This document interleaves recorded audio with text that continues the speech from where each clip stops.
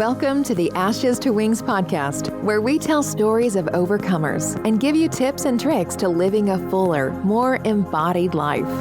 Here's your host, Jenny O'Connor. Hey friends, welcome to Ashes to Wings. Today we'll be talking with Marissa McCallam, who is a body and mindset coach, writer, and founder of the social enterprise Center Myself.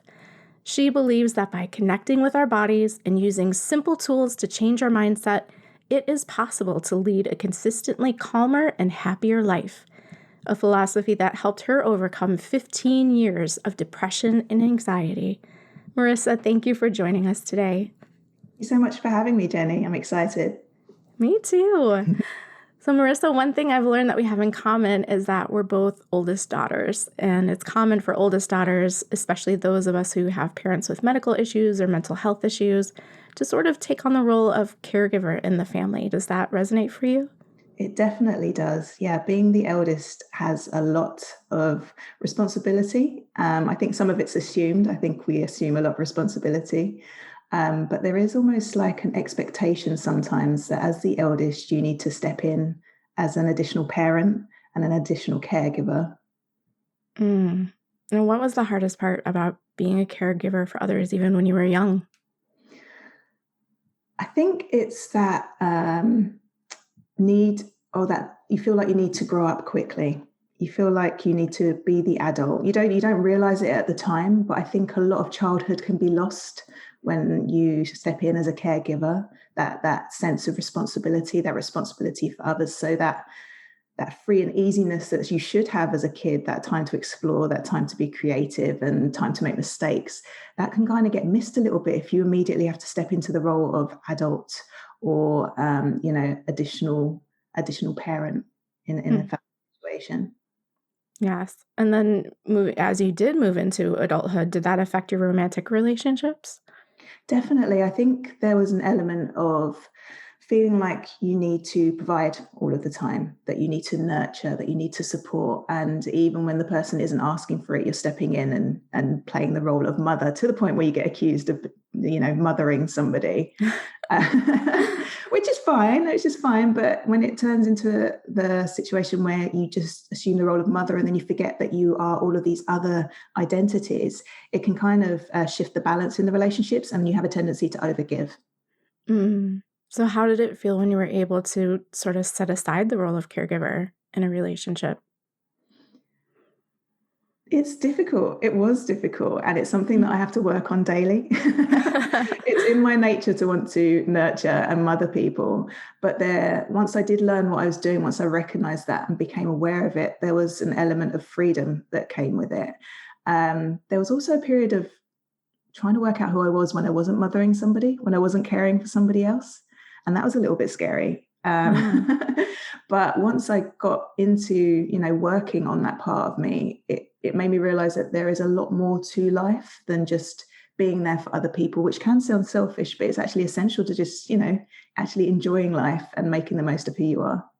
Absolutely. Yeah, I can imagine it's scary when it's something that's such a huge part of your identity to start stepping away from that and rewriting who you are as a person. Is that something that you found? Yes, absolutely. Yeah, absolutely. And another thing that we have in common is we both have battled anxiety and depression. So tell us more about your part of that journey. So that was that took me by surprise, that element of my journey. It happened when I moved away to university. So I was like 19. It was the first time I'd been away from home. So there's all this freedom. I was living the life, this new identity. I was this new person. And then within my first year of university, I remember I went back home for Christmas and I realized that nothing had changed. And I think something in me just broke. I felt that sense of responsibility again. A bit unsettled, and then there was it's almost like this low-brimmed hat came down over my eyes, and everything felt really dark and really heavy, and I just shifted into this period of depression and like immense sadness. And that sort of lingered with me for years and years, and as a caregiver, as a nurturer, I felt responsible to keep showing up for other people, but I wasn't caring for myself during that time, which I think prolonged me having that period of depression and anxiety around it. So giving to others out of your tank without refilling your tank. Absolutely. I felt drained consistently through that period of my time because I still felt like I needed to show up for other people, and any thought of looking after myself felt selfish, and I felt like I didn't deserve it. So I was kind of ignoring that part of me. And do you feel that that's what led to you working with your body? Yes, I think that reconnection with my body was the one thing that brought me out of my depression. So in my mid-20s, I started dancing, and I joined a local dance crew. I realized that when I was dancing and listening to music and just getting out of my own head, that's when I was happiest. And it created these periods where I wasn't depressed. And so those periods were able to extend a bit. And obviously the endorphins and everything surrounded with dancing really helped to lift my spirit. And so by having that connection with my body, I was able to get out of my head and feel better more consistently. And I could see little gaps and moments of like, oh, okay, so I don't have to be depressed all of the time. There is actually an alternative. And then that led me to sort of, after many, many years, actually make the connection of, okay, my body's actually quite useful. It's, I should probably connect with it. It's got so much wisdom, and I've just been sort of dragging it around for these last few years. How about we form a different relationship and see what actually is going on? And as soon as I did that, life shifted. It's not just a brain taxi. Yeah. Exactly. Yes. Yeah. And I, as a dancer myself, I have such a fondness for that connection with dance and our emotions. And that's what led to me working with somatics and working with my body too. Because like you said, when you're in that space where you're just feeling the music and you're so present and so mindful, you can let everything else go. It's such a powerful thing to be able to use dance to access your emotions and to tap into a lighter side of yourself. Absolutely. And all of the other elements that come with dance as well. So being part of a dance community, if you sweat together, you stay together. That used to be the slogan with the people that I danced with. You form this new family, you're working towards a common goal. So you're just shifting your focus a bit, giving you something else to look at and something else to enjoy. And that sense of achievement when you perform or if you build a project together is immense. And so all of these things were feeding into that positivity. Reaffirming it was reaffirming the necessity to connect with my body. I love that so much. Yeah, the community is such a huge part of it. And especially if you're lucky enough, like we are, to be around people who are lifting each other up and encouraging each other and, leading each other higher instead of just that competitiveness and the cutting each other down. It absolutely, I feel, magnifies the magic of dance when you've got that community factor too. When we spoke before, you mentioned you had a breakup of a pretty long relationship. How did that affect how you saw yourself? I was in a relationship for 14 years, and that relationship started when I was 19. So it was all the way through my 20s. And so when I came out of it, I was like, I don't even know who I am. I've always been part of a couple. And in that relationship, through my own fault, I was consistently giving. And so I kind of lost who I was. And then when I came out of it, I was just like, oh, okay, so it's just me looking after myself, doing what I want to do now. I'm not sure what happens next. And I felt really, really, there was an element of freedom, and I was proud of the fact that I'd made a very, very difficult decision, but I didn't know what I was supposed to do. And the thought of having to care for myself and focus on myself felt a little bit uncomfortable, actually. So there was like a period of almost like a fallout from that relationship in terms of not knowing what I was doing next and just having to take some time to rebuild myself, develop myself, and build up my sense of self again. So how did all of this lead to you coaching people? That's a good question. I ended up coaching people because I didn't want other people to feel or experience the level of self-doubt, the sense of self-disgust, that lack of self-worth that I had experienced. And I felt the need to share what I had learned so that something good could come from what I had experienced. And I found that I mean, I've always loved connecting with people. That's kind of been a thing for me. But to be able to do that on a level where we could help them to work out what they want to do, go for things that they've been holding themselves back from, that felt so powerful to me. And that led me into the coaching space really, really late on, inverted commas in my life. But I think it all makes sense because I'd had so much life experience before then. It kind of all fed into the work that I was doing as a coach, and it all came together as, me becoming a body and mindset coach, bringing together all of the experiences I'd had previous to then. How beautiful that you get to use the experiences that shaped you to help other people. Thank you. And you've worked with teens too, yes? Yeah. So when I first decided to go into the coaching space, I wanted to set up this center for women called Center Myself. I'd been on a trip to San Francisco, and my friend had shown me the women's building there, and it was 4 floors of this building that was dedicated to women reclaiming themselves, discovering themselves. They could go in and learn new languages. They could get stuff translated. They could attend classes, get help with finances. And I just wanted to bring the idea of this building to England, where I live. But when I came back and started working on it, I realized that all of the programming, the negative programming that women experience, happens very early on. And I understood that I needed to work with women younger so that we could have more time to have more positive programming. I set up Center Myself as a project where I used holistic approaches to increase confidence in teenage girls. And we did that for about 2 years. That's amazing. Yeah, it really is almost scary, especially as a mom to daughters, how early that messaging starts. And having worked with junior high cheerleading and being a coach for them, and they're already receiving these messages that their bodies are not enough, that their bodies are not perfect, whatever perfect is. And so I absolutely love that you were instrumental in helping these teens see themselves in a different way. And how did you find that cheerleading helped the girls that you were working with? What I loved about it is I worked my girls pretty hard. And if they're listening, they're probably saying, but they had to memorize anatomy. We did drills. I would teach them as we would be doing our conditioning. I'd say, okay, well, which muscles is this working right now that we're working on right now? And started to give them an appreciation for what their bodies could do instead of what they looked like.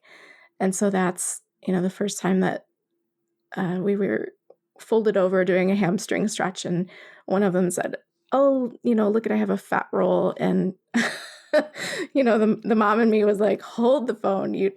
That's skin, not fat, first of all. But even if it was, and so we had this conversation about, look, your bodies are changing. You're in junior high. You're getting ready to become a woman. It's perfectly normal for you to have fat.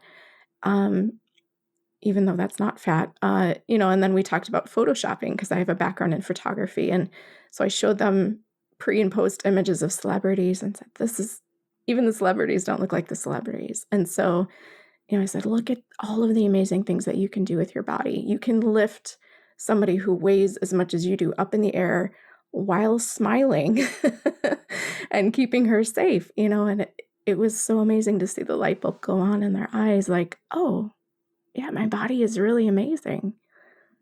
Absolutely. Yeah, and those light bulb moments are key, and that's what we saw when we ran Center Myself. And again, it's all about movement. So we ensured that every session started with some sort of movement, because once you're in your body, you're like, actually, this is quite cool. Look at these things I could do. And we did dance, we did Thai boxing, really connecting with physicality and power and stuff that's not associated with how you look or how other people are perceiving you. And then we sort of took it to the next level in terms of mindfulness and meditation. And again, like you said, we looked at sort of social media and all the photoshopping, because there are so many messages out there that tell them that they're not worthy, that they're not good enough, and that they have to be perfect, whatever perfect may be in somebody else's eyes. Mm-hmm. And it changes from year to year. And usually it's something that, there was the thigh gap phase, Oh, which goodness. unless your body is literally built a certain way, you will never have a thigh gap, and all of these strange tests and quizzes for, is your body this certain ideal? And yeah, I love when we're able to help people find that their body is their ideal. Absolutely. So if a book was written about your life, what would the title be? It's so funny you say that because I've actually written a book about Yes, the first girl. What is it called, first of it's all?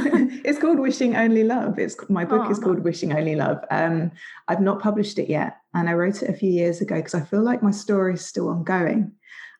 So I've written like the first 30 years up. Only. Only, yeah, it's fine. I'll release it when I'm 70. But yeah, it would be called Wishing Only Love because that in itself is a mantra for me. It's 3 words that I use to guide everything I do because I like to keep stuff simple. So this is just 3 words that came to me a few years ago. And I was just like, if I can stick to that as an intention, then I'm good to go. I can handle anything. I love that because it's simple, but it encompasses so much. Wishing love toward others, wishing love toward yourself. It's all inclusive. I love all inclusive. Yes. Vacations, mantras, the whole thing. Yeah. Value for money. Love it. So, Marissa, how can we make this world a better place while we're still working on ourselves? I think the key thing to making the world a better place whilst working on ourselves is to share the compassion that you have for others with yourself. Don't forget yourself in that equation because you can't keep showing up for other people if you haven't given yourself the energy, the rest, the love that you need. You can't give from an empty cup. It's a bit, almost a bit of a cliche now, but there is relevance in that. We need to be able to give from a place of abundance so that we can keep giving sustainably. So important that we're refilling our tank. What advice would you give to those who are working to overcome a difficult past? I would advise those that are working to overcome a difficult past that they're allowed to love themselves. They are allowed to love themselves. And also, you are not your past. It may inform decisions that you make. It may have influenced you, but that doesn't always have to be negative. And it isn't all that you are. You are so much more than your past. And you're creating new past in this current moment anyway. So why not make that something that is good for you, that works for you, and something you can enjoy? I think a lot of us spend a lot of time feeling like life has to be a struggle, that it has to be hard. And anything alternative to that, we're not allowed to embrace. But I'm going to challenge people to believe that you are allowed to be happy. You're allowed to feel calm, and it doesn't need to be hard. It doesn't need to be hard.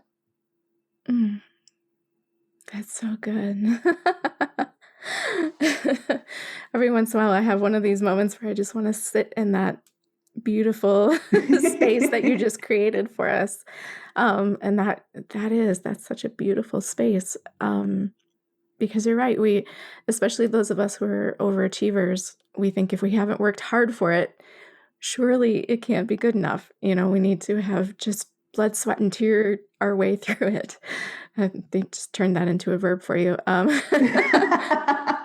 To get through this, that if we haven't worked hard, it's not viable. It's not real. It's not. And that's something that I've had to learn too, as to kind of be okay with flow state and be okay with doing the work and then resting and letting it come to me. Mm-hmm. And I think that's, again, just going back to the whole eldest daughter thing, that's probably a reflection of you need to work hard and what you've witnessed your parents do. Everything has to be a struggle. Everything has to be difficult. You have to work hard for what you get, and you don't get anything in return if you're not constantly giving as well. Like everything has to be conditional. So that is an unhealthy space to come from because you don't know when to stop and you don't know when to receive and you don't know when to rest. So what tips would you give people who need to work on showing themselves more love and compassion? Stop. Just pause, stop, give yourself a break. This is something I've had to teach myself over the last few years is rest is so important. Rest. And if you feel uncomfortable with the concept of doing anything for yourself, just think it gives you even more energy to show up for other people. Let's just flip it around a bit. It doesn't always have to be about you, but it kind of is about you. Just give yourself some space, some time, and what you need. And that is a practice in itself. If you're not used to caring for yourself in a way like that, you're going to have a little rehearsal, a little run up to it, but just keep trying, and you'll see the benefits of it. Do you have any favorite self-care techniques? My favorite self-care techniques usually involve movement of some sort. When I want to get rowdy, I'm dancing around my bedroom with my earphones in, just to any cheesy track that has got a thumping bass line. Yes. But if I want to chill, usually I do a bit of yoga. And that's been quite a recent thing for me. Like, I flirted with yoga for a few years. I was like, I'm not bendy. I'm not doing that. But it's just, again, it's that whole opportunity to connect with your body in a different way, to challenge yourself. And then you get to lie down at the end. So, it's like scheduled rest. It's a win-win situation. Yes. Savasana is my favorite. Mm-hmm. Especially at the studio, we do aerial yoga. So we're just swaying in the hammocks, and it's the most relaxing thing in the world. So when my students start snoring, I take it as a huge compliment. So Marissa, our podcast is called Ashes to Wings, referring to the story of the phoenix transforming and rising from the ashes. I like to ask all of our guests this question. What does rise above mean in your life? For me, rising above means not getting caught up in lower vibration energy, not getting caught up in drama, and thriving despite what you've been through. And also thriving because of what you've been through, because these things have given you experiences and things to share with other people and influence the way that you show up. But if you can use those to your advantage, then that is the most magical thing that you can do in life, basically. Using every single experience as an opportunity to grow and thrive and share and just generally be a human being. Marissa, I always like to leave our listeners with a bumper sticker statement, a summary of what you've just talked about that would fit on a bumper sticker. So what would your bumper sticker be? My bumper sticker would be wishing only love. It's a 3-word mantra, nice and simple. It's all about the intention that you bring to a situation, what you wish for the world, and what we all need to do a little bit more of. So perfect. Short and sweet. I like it. And I have a few rapid fire fun questions for you here, if you're game. Let's do this. I'm ready. I love the big smile, like, yes, game show. It's games. I love games. So what is your most treasured possession? Oh, man. My body. Yes. Yes. I love that. That's so good. What characteristic are you most known for? Smiling. Yes, I can concur. That is definitely a Marissa thing. And you have such a beautiful smile. Oh, thanks. You're welcome. Who would play you in a movie? Ooh, who can we go for? I want someone good. Okay, I'm going to go Zoe Saldana for now, but I reserve the right to change that at any stage if a contract comes into play. I like it. You have all the contingencies covered. Yeah. Yes. What are your favorite pizza toppings? Onion, peppers, sweet corn, and tomato. Was I allowed that many? Is that okay? Oh, absolutely. As many as you want. Yeah. All of the veg, but no olives. I don't think I've ever heard of sweet corn on a pizza. Is that like a British thing? Maybe. That's crazy. See, now once we can travel again, I'll have to come try it. Okay, we're not talking like full-on cobs on the pizza. We're like individual kernels. just a giant cob in the center. You have to stop eating your slice to chew the cob. What book belongs on everyone's bookshelf? Okay, this is going to be for... Okay, yeah, I'm not going to pre-frame this. My favorite book that I recommend to most people is Playing Big by Tara Moore, and it's all about good girls, how we feel like we need to people please. And she just blew my mind when she put it all in a book, and it kind of made me realize that I don't need to do that anymore. So Playing Big by Tara Moore is my go-to book, and is just sat on my bookshelf. Sounds great. It's awesome. I recommend it. Yes. And this is my favorite, and I have a feeling you're going to like this one too. What is your guilty pleasure song? Oh, I have to choose one. I feel like this is going to go down in history if I have to commit. We'll hold you to it. Okay, all right. I'm gonna do it. I'm gonna be brave. She Bangs by Ricky Martin. Yes. Oh, that's so fantastic. Tell anybody.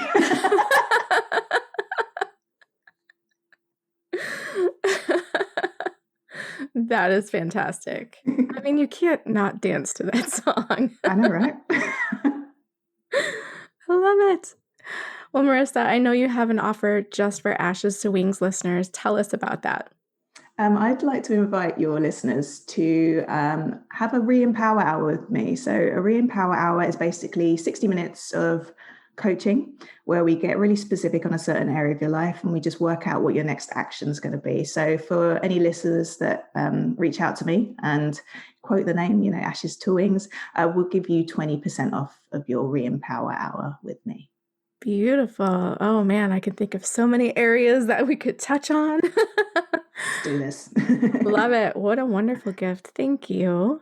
You're welcome. And you can find the link for that offer along with Marissa's social media links on her guest page on our website. That's at ashestowings.net/Marissa, MARISSA-McCallam, MCCALLAM.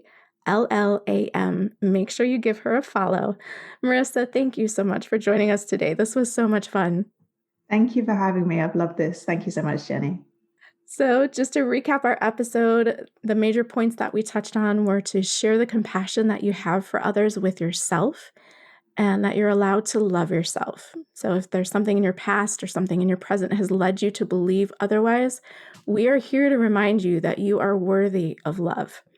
And again, Marissa's bumper sticker was wishing only love. This fits so nicely with our values at Ashes to Wings on having love and compassion, both for others and for yourself. I hope you've learned something that helps you feel more able to do that today. Don't forget to check out Marissa's guest page. Again, that's ashestowings.net/Marissa-McCallam. Friends, thank you for listening. Don't forget to follow the show, rate, and review. See you next time. Thanks for listening. The best way to learn is to teach someone else. So take one thing you learned today and share it with a friend. Find Jenny on Instagram at @the_Jenny_O'Connor and online at jennyo'connor.com. Subscribe for new episodes. Until next time, rise above.